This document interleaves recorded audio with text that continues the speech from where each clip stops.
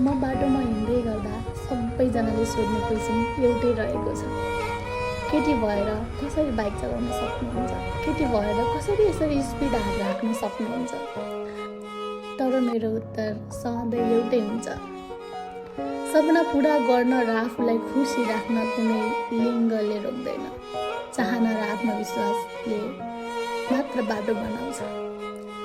जब bike चलाउनु मेरो लागि केवल एउटा साधन होइन, यो मेरो स्वतन्त्रताको अनुभूति हो। जब हेलमेट लगाएर बाइक स्टार्ट गर्छु, लाग्छ सबै चिन्ता केही समयका लागि पछाडि छुट्दछ।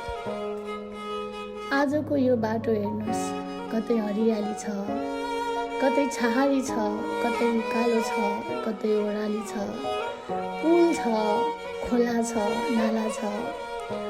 जीवन पनि यस्तै रहेछ, कहिले सजिलो, कहिले कठिन, कहिले गाह्रो, कहिले एक्लोपन, तर पनि जीवन रोकिँदैन। जीवन सधैँ अघि बढेर जाने हो। हामी बाटो उकालो ओह्रालो आयो भनेर हामी रोकिनु हुँदैन, हामी अगाडि बढ्नुपर्छ। मलाई बाइक राइड गर्दा सबैभन्दा मनपर्ने कुरा प्रकृतिको नजिक भएर यो चिसो हावा, हरियाली, खुला आकाश, नयाँ नयाँ दृश्यले मलाई एकदमै शान्त बनाइदिन्छ।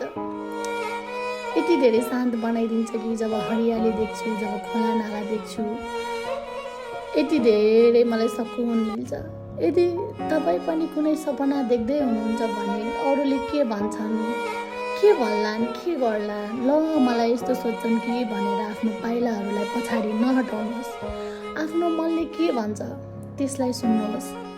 सुरुमा डर लाग्न सक्छ, तर पहिलो कदम चालेपछि आत्मविश्वास आफै बढेर जान्छ।